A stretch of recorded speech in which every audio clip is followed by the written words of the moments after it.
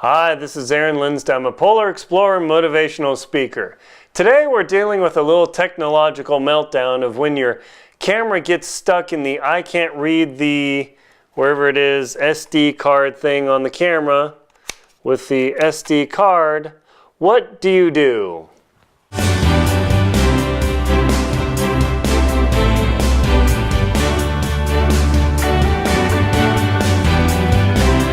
I was just getting ready to record an unboxing video for some new video lights I got, and I was all excited like, yeah, I'm gonna get this video out, and I got this new lighting kit, and now I can make easier, cleaner, faster videos. And I turn on my video camera and bleep, bleep.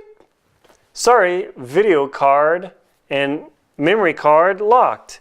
Let me give you a sample of what that's like. It's pretty crushing. You think, yeah, what's the big deal, Aaron? Just, let's see, just pull out the card, flip the little switch thingy here, and voila, you're in business. Well, no. So let's turn this on and see what this camera says. Oh, look. Memory card is write protected. Now, I've already fixed this because I was totally freaking out because having one of my camcorders go down is a big deal for me, because I'm a professional motivational speaker and I need to be able to make presentations for people and make videos, and also I'm working on a TV series, World Beyond, and having a video camera go down is, oh my gosh, like I want to get a hammer out and smash this thing. But I can't because I need the camera. So I get this thing out, I turn it on, I'm all happy-go-lucky, I'm ready to do this unboxing video, and blick, blick, that message comes up. Strange. Let's open this up. Oh, yeah, the memory card is write protected. I flip it back over into the non-protected mode. I put it back in the camera. I turn it on. And now it's working. But before, the camera still said write protected card. Strange. Maybe it's a defective card. SanDisk is pretty good. I mean, I use their cards all the time. They're pretty solid, but that doesn't mean things can't go wrong. It's not the card. So I try 2, 3, 4 different cards, flip the switch deal, plug in and out. This particular Pro camcorder has dual slots A and B, so I can record on both, or shuttle, or duplicate, and all sorts of stuff. The B slot was working fine, but the A slot wasn't. That's not good. Half the slots are dead. That means I'm barely hanging on. Not good. So, of course, what do? You go to, where are we here? You go to Google. You start surfing around. You start reading about cards. Here, let me flip this out so you can check it out. And I start Googling around, and it's this little write protect switch. Eventually, they actually do wear out on some cards, but I was darn sure that the write protect switch on the card was just fine. So I start nerding out and start looking at the schematics of how SD cards work. Does that really matter? No. Because the little switch, let me see if I can find a diagram here, yeah. The controller on an SD chip does nothing with that write protect pin. And you say, what? How does it not do anything with that write protect pin? Funny you should ask that. Well, apparently, inside the camera is this little metal foil dealie. And I'll jam the camera up here. I don't think, oh yeah, you can just see, oh yeah. See the gold on that side? Yeah. That gold there, and I'm looking at the display so I can see what's going. See that gold? Yeah, right there. Well, guess what? There's a little armature there, and when you put the card in, this little armature pushes down, and it detects whether this switch is in unlocked or locked. So there's nothing actually in the SD card that deactivates a pin or anything. It ends up actually being a little mechanical armature that detects if this switch is flipped to locked or unlocked, and then that little armature comes down and contacts metal, and it tells the camera, oh, the chip is locked. So let me draw that for you just so you get an idea. And this is important because I'll show you why in just a minute. So you can see on my business what's going on there. Let's see. Oh, yeah. So there's the SD card goes in, I don't remember whichever way it is, and there's that little switch dealy. And as you put the card into the camera, there's a little piece of metal that goes along, and it looks like this. And then this is the lock, question mark. And then this is the rest of the circuit, indicating that the card is locked. Oh, let me zoom in here just a bit, sorry. Where are we here? Cool, let me get some light on the situation. There we go, okay, cool. So in the SD card, when you're putting this into the slot, and it's got the little pins here and whatnot, and the slot in your camera has these pins. Oops, I'm not being a very good teacher here, sorry. The slot in the pins, and you push this in, the little lock piece of metal goes down, touches the circuit and says, hey, we're locked, or the card, as it pushes over, momentarily pushes this pin down, and then as the chip gets into place, we'll erase this, the SD card bump here doesn't press down this lock, and the camera thinks that we are unlocked. That's all great and fine, Aaron, right? But what happens when something happens to this metal and it bends this and makes a permanent circuit right there where the chip is always locked? Yeah, that's not bueno. So let me zoom back out here. Yeah, that is a bad situation, because once this guy is pushed down and jammed in there and locked, it doesn't matter which way you flip the little switch on this thing. Locked, unlocked, half locked, it doesn't matter, because the camera is always going to think that you're locked. And then what do? You're pretty much toast. Because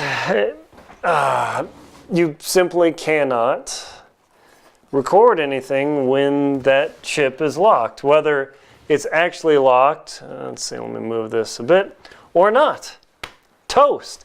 So what happens when you, hey, I'm going to go drive all the way to, I don't know, Boston, and I'm going to fly to Paris, and I've got my camcorder and I'm ready to film, and I put my chip in, blick, blick.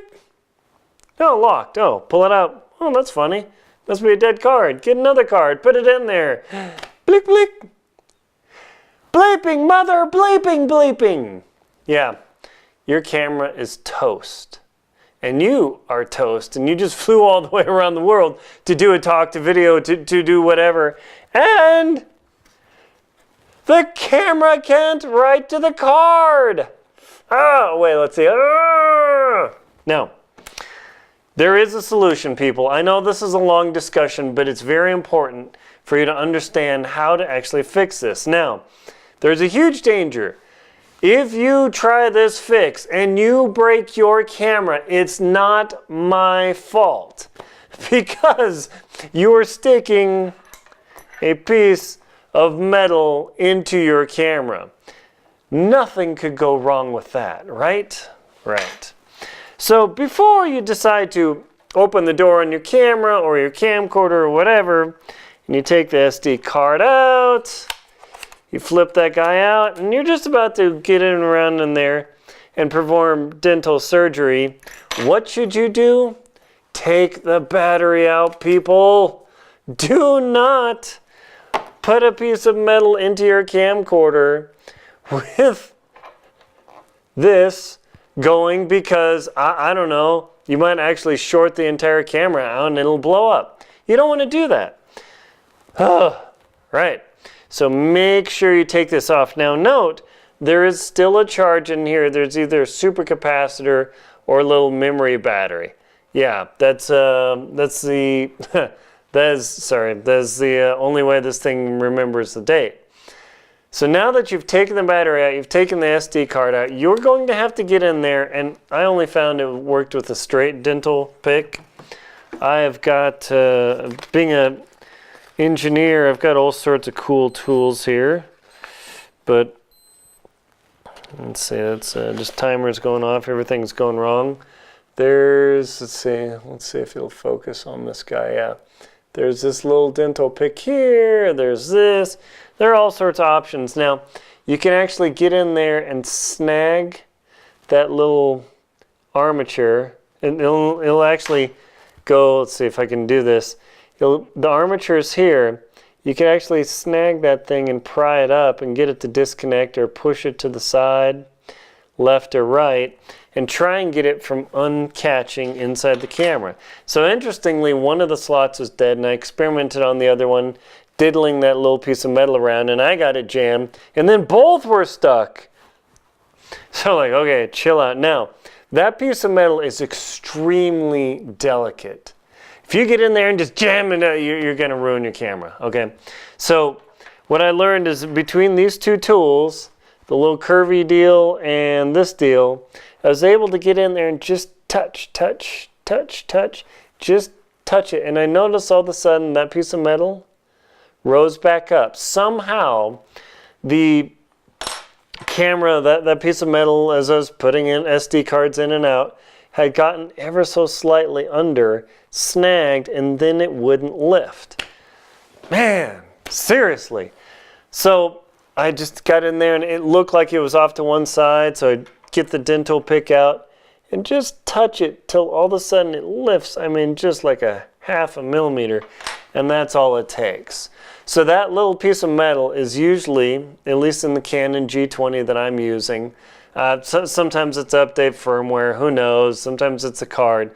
But in my particular case, it was actually that piece of metal that got jammed to one side. It was the, from this view, it was jammed to the right. So I got that dental pick in there. Watch this, people. Got that dental pick in there. And just ever so slightly, there you go. Just jimmied around, touched it, put the card back in. Put the card back in, try to put the card back in. Close the door, test, nope. Open, power down, take the battery out. This whole process, be slow. Do not rush this process because you can destroy your camera. People have done it. So chances are if you've tried like 5 or 6 SD cards, fiddle a switch around, plug it in and out, and it doesn't work, and you're pretty sure your camera is not totally dead, and do the reset, do the reboot, do all that stuff. Look in there and see if that piece of metal is tweaked ever so slightly. You're going to need a flashlight. Yeah, flashlight, one of these deals. Not the blinking mode, but the blinding mode to be able to see in there. Your cell phone LED is not that good. You need something with a little bit of a beam, and then you can get in there and maybe tweak it out. So remember, battery out. Everybody has a dental pick sitting around, right? Yeah, no, probably not. So I'd own these from my engineering days, brand 77 tools or whatever. Chill out, either go to Radio Shack. I know going to a store sounds like crazy, but go to Radio Shack. They have a great selection of tools. Maybe Best Buy, I don't know, wherever else you get little picks and things. A toothpick isn't going to cut it. Don't use a toothpick because it's fat. And also those wood chips get in there, you are toast. So a metal pick is definitely what you need for this repair. Radio Shack, if you got to order it from online or Amazon, I'll put a link in the video down below. You know, I'd rather support the local store, and if I can get a tool today, get home and jimmy it and then fix it and move on. Oh, geez. So anyway, people, it is possible to potentially repair this. You might have to send it in, like I'm shooting with the Canon G20 here. If I sent this in, they'd probably charge me like a $300 repair bill, because I'd probably get in there, pick it, and then bill I don't know, who knows.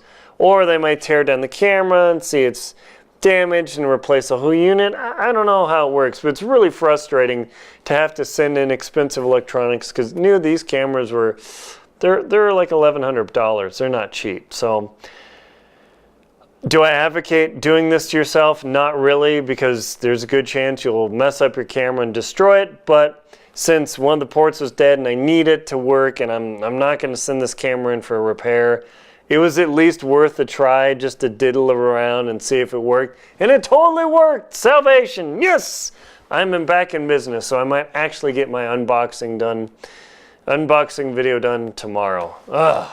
So, anyway, when your SD card reads locked, but it's not locked, and you tried everything and reset the camera and update the firmware and all the usual stuff that you need to be a computer engineer to be, then you got to convert yourself to an electrical engineer and do some surgery and visit your local dentist so you can get these tools. Just a little bit of technique to save you a lot of bit of money.